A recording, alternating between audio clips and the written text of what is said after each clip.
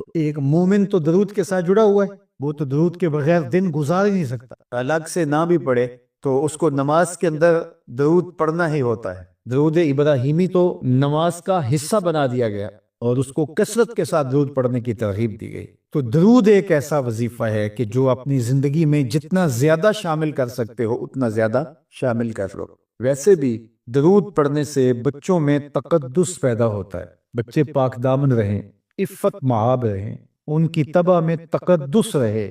آپ چاہتے ہیں، ہر ماں باپ چاہتا ہے، اور پھر دور موجود کے اندر جو فتنے ہیں تو بہت ضروری ہے کہ ہماری اولادیں تقدس مآب رہیں، تو ان کو درود کی ترغیب دو، تو اس کا عملی نتیجہ یہی ہوگا کہ ان میں تقدس کا جوہر پیدا ہوگا اور ان کی عصمت کی حفاظت رہے۔ اور درود شریف پڑھنے والے بچے اور درود شریف نہ پڑھنے والے بچے دونوں کی عادات میں فرق ہوتا ہے۔ درود پڑھنے والوں کی طبع میں رقت، لطافت، نرمی، محبت، شفقت جیسے جذبات پیدا ہوتے ہیں۔ یہ درود شریف کا عملی نتیجہ ہے۔ بعض لوگوں کو شکایت ہوتی ہے کہ ہمارے بچے بڑے اکھڑ ہیں، بڑے تند مزاج ہیں، بڑے سخت گیر ہیں، تو اس کا علاج کیا ہے؟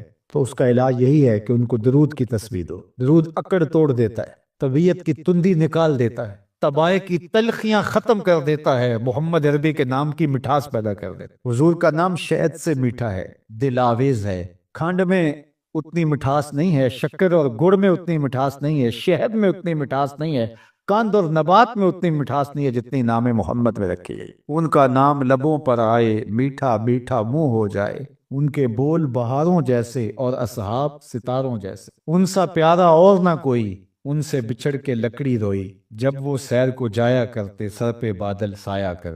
میرے شہر کے ایک پنجابی شاعر ہیں، انہوں نے تو قلم ہی توڑ دیا نا۔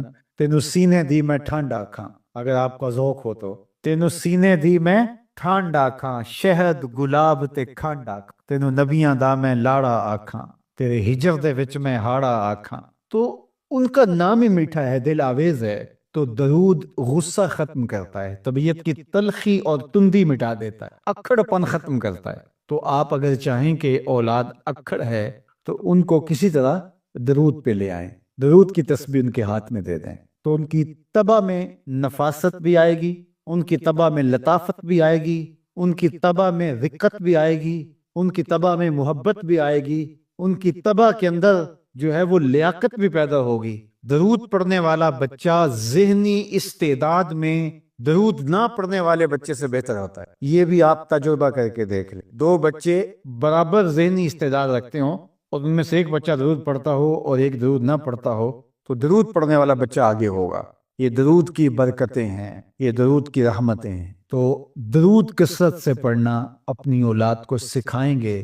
ہفتہ روزہ آپ محافل کا گھر میں انعقاد کر لیجئے اور اس میں صرف درود ہی پڑھ لیجئے، تو انشاءاللہ اس سے آپ دیکھیں گے کہ اولاد کو اس کا فرق پڑتا ہے۔ یہ تربیت کا ایک آسان نسخہ ہے، اور یہ وہ وظیفہ ہے جس سے تھکن نہیں ہوتی، یہ وہ وظیفہ ہے جس سے طبیعت میں تلخی نہیں آتی۔ کہتے ہیں وظیفہ میں نے پڑھا ہے تو وظیفہ پڑھتے پڑھتے میری طبیعت میں ہی ہو گیا ہے۔ وہ بات کہتے ہیں وظیفہ الٹ پڑ گیا ہے۔ بڑے وظیفے الٹ پڑھ سکتے ہیں لیکن درود الٹ نہیں پڑتا، درود ہے ہی سیدھا، یہ الٹوں کو بھی سیدھا کر دیتا ہے۔ تو درود پڑھیں، اور یہ منہ بھی میٹھا رکھے گا، یہ دل بھی ٹھنڈا رکھے گا، یہ دنیا بھی ٹھنڈی رکھے گا اور آخرت بھی ٹھنڈی کر دے۔ درود چراغ بھی ہے، درود کستوری بھی ہے، خوشبو بھی ہے، مہک بھی ہے، شہد بھی ہے، گلاب بھی ہے، کھنڈ بھی ہے، اور سینے کی ٹھنڈ بھی ہے۔